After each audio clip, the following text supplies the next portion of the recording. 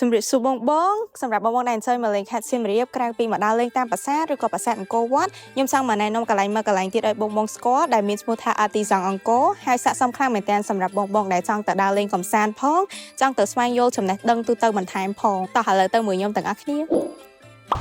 ឡូវយើងមកដល់ Artisan អង្គរណាបងហើយពេលដែលបងអញ្ជើញមកពេលដែលចូលតាមច្រកហ្នឹងចូលដើរទៅខាងមុខតិចទៀតទៅនឹងឃើញមាននៅផែនទីសម្រាប់កំណត់ទីតាំងចូលទស្សនា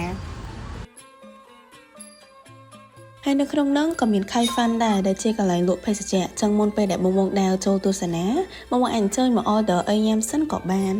ឥឡូវយើងមកដល់ទីតាំងទី1របស់យើងហើយដែលមានឈ្មោះថាវិចិត្រសាវគេដំណើរខ្មែរដែលនេះគឺជាទីតាំងដំបូងគេ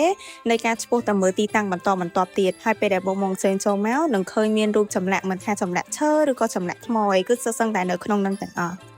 ហើយទីតាំងទី2គឺស្ថិតនៅជាប់ទីតាំងទី1ហ្មងដែលមានឈ្មោះថាសកម្មភាពសិល្បៈហត្ថកម្មដែលបងអញ្ជើញចូលមកយើងនឹងបង្ហាញឲ្យបងឃើញផ្ទាល់ពីការតម្បាញនៃសូត្រចម្លាក់ឈើឬក៏ចម្លាក់ថ្មឬក៏ចម្លាក់ស្ពាន់ជាដើមហើយនៅខាងក្រៅក្នុងរបស់ខ្ញុំនេះគឺជាសកម្មភាពដែលបងគាត់កំពុងតែធ្វើការឆ្លាក់រូបមិនថា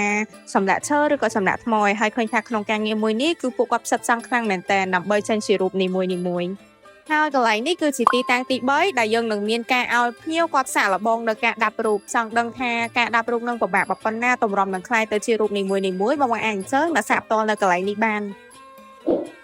បន្ទាប់ពីការទស្សនាចប់ហើយបងអញ្ជើញចូលទៅមើលកន្លែងដែលគេតាំងលក់មានដូចជាវត្ថុអនុស្សាវរីយ៍តម្បាញនៃសូររូបចម្លាក់ផ្សេងដែលគេធ្វើនៅArtisanអង្គរនឹងផ្ទាល់ហ្មងអញ្ចឹងសម្រាប់បងដែលចង់ស្វែងរកកន្លែងដើរលេងផងហើយចង់មកយល់ដឹងផ្នែកប្រវត្តិសាស្ត្រថែមទៀតផងបងអញ្ជើញមកArtisanអង្គរនេះបានណា